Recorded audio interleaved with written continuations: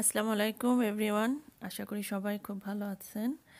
আজকে আমি সকাল সকাল ক্যামেরাটা একটু অন করলাম, কারণ আপনাদেরকে একটু দেখাচ্ছি যে বাহিরে বেশ ভালো স্নো পড়েছে। আর এখনও আমাদের এখানে উইন্টার, আর এটা হচ্ছে মিনেসোটা, আমেরিকার একটি স্টেট। আর এই স্টেটে খুব ভালো ঠান্ডা পড়ে আর অনেক স্নো পড়ে, সেই জন্য আমি আপনাদের একটু দেখালাম। আর আজকে আমি আপনাদের সাথে কিছু রান্না শেয়ার করব, যেগুলো নাকি আমি আর আমার মা করেছি দুজন মিলেই। তো যেহেতু আমার মা আসলে অনেক ভালো ভালো রান্না জানে, সেই কারণে আমি কিন্তু আপনাদের সাথে মাঝে মাঝে একটু শেয়ার করি, যেন আপনারা অরিজিনাল যে রান্নাটা কীরকম করলে ভালো হয় সেটা বুঝতে পারেন। তাহলে চলুন আজকে রান্নাগুলো আমি আপনাদের একটু দেখাই কিভাবে করবেন। প্রথমে আমি আপনাদের দেখাচ্ছি একটা শাক ভাজি, আর এই শাকটা হচ্ছে ক্যাল্প। এই ক্যাল্প শাকটা কিন্তু অনেক মজার। যারা খেয়েছেন তারা জানেন, আর যারা খাননি তাদেরকে বলবো যে প্লিজ একটু ট্রাই করবেন। তো যাদের ক্যাল্প শাক নেই তারা কিন্তু এটা অন্য শাক ঠিক সেম প্রসেসেই রান্না করতে পারেন। প্রথমে একটি ফ্রাই প্যানে অল্প কিছু পেঁয়াজ, কাঁচামরিচ আর রসুন নিয়েছি। এই সব কিছু আমি প্রথমে চুলাটা অন করে তার মধ্যে একটু তেল দিয়ে দিচ্ছি। তেল দিয়ে তারপর কিছুক্ষণ আমি সব কিছু ভাজবো।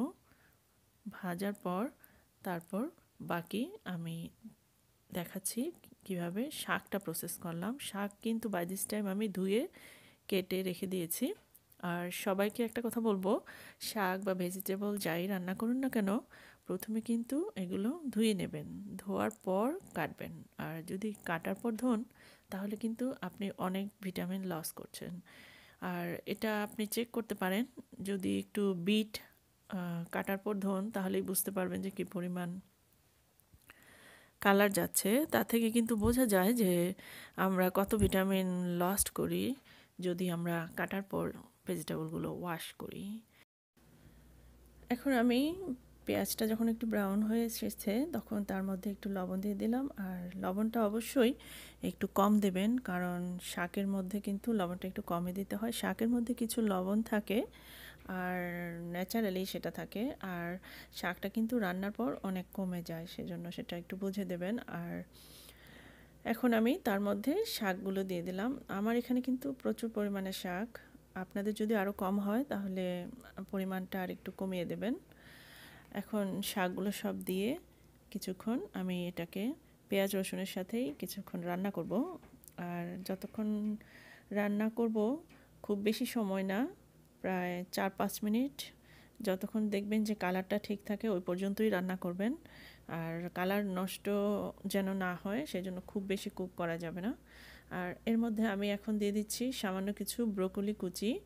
আর ব্রোকলি কুচিটা কিন্তু আপনারা নাও দিতে পারেন, বাট দিলে কিন্তু খুবই খুবই মজা হয়। ক্যাল্প শাকের সাথে এই ব্রোকলিটা একসাথে মিক্স হওয়ার পর কী যে মজা হয়েছে সেটা আমি আসলে আপনাদের বলে বোঝাতে পারবো না।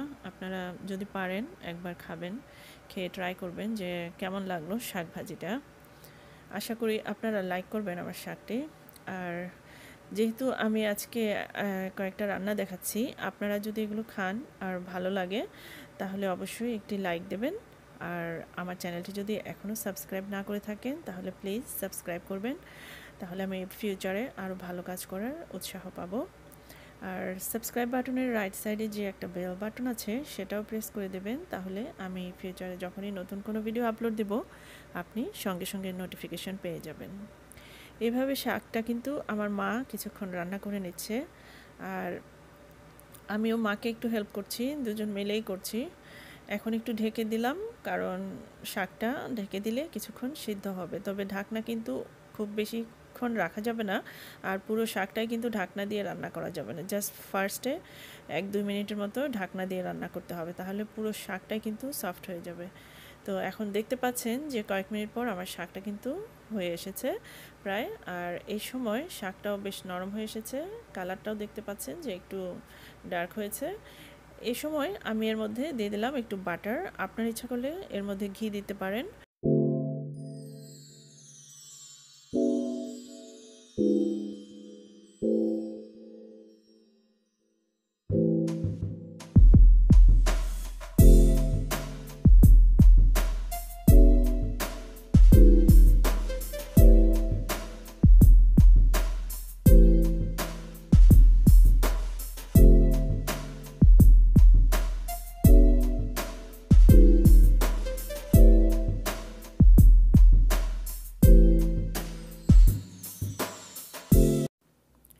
চলুন আমি আপনাদের দেখাচ্ছি এই গুঁড়ো মাছটা এত মজা করে আমি কিভাবে রান্না করলাম। প্রথমে একটা ফ্রাই প্যানে আমি সামান্য একটু পেঁয়াজ আর রসুন ব্লেন্ড করে সেটা পানিটা শুকিয়ে নিয়েছি।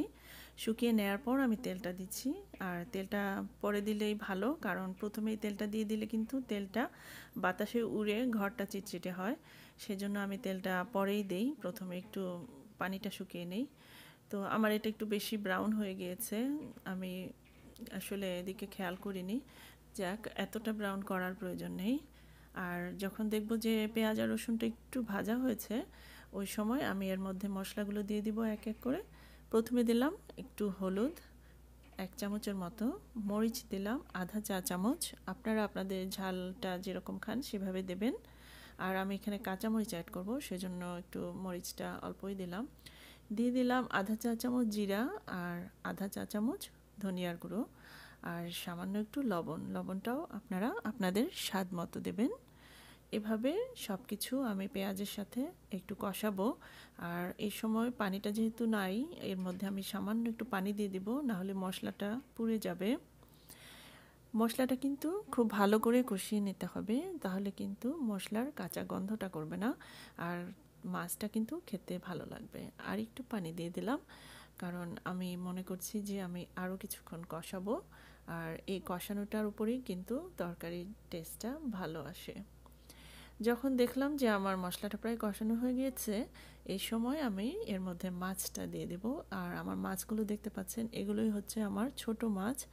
ছোট মাছগুলো কিন্তু অনেক হেলদি, আপনারা ছোট মাছ খাওয়ার চেষ্টা করবেন।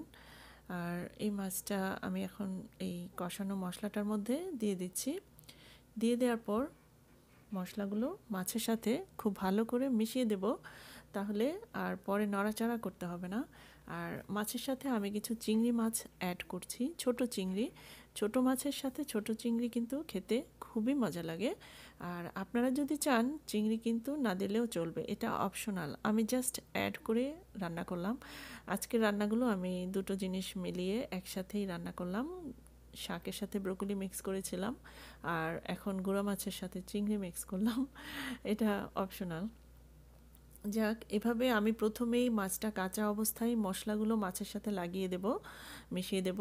তার কারণ হচ্ছে, আর এই সময় মাছটা কিন্তু একটু শক্ত থাকে, আর যদি আমি পরে দেই তাহলে কিন্তু মাছগুলো ভেঙে যাবে, পরে আর নাড়াচাড়া করা যাবে না, জাস্ট ফ্রাই প্যানে ধরে একটু ঝাঁকিয়ে নিলেই হলো। আর এই সময় যেহেতু মাছটা মশলার সাথে ভালোভাবে মিশে গিয়েছে, সেজন্য আমি এর মধ্যে একটু পানি অ্যাড করে দেব। পানি অ্যাড করে কিছুক্ষণ কুক করব ঢাকনা দিয়ে। রান্নাটা শেষ হওয়ার পর যখন দেখবো আমার রান্নাটা প্রায় হয়ে এসেছে, ওই সময় আমি কিন্তু কাঁচামরিচ আর ধনিয়া পাতা দিয়ে মাছটা নামিয়ে নেব। বাস, হয়ে গেল আমার আজকের ছোট মাছ রান্না। আশা করি আপনারা আমার আজকের দুটো রেসিপি খুব পছন্দ করবেন।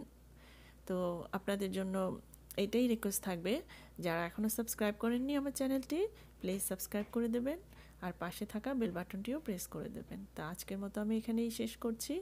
আল্লাহ হাফেজ।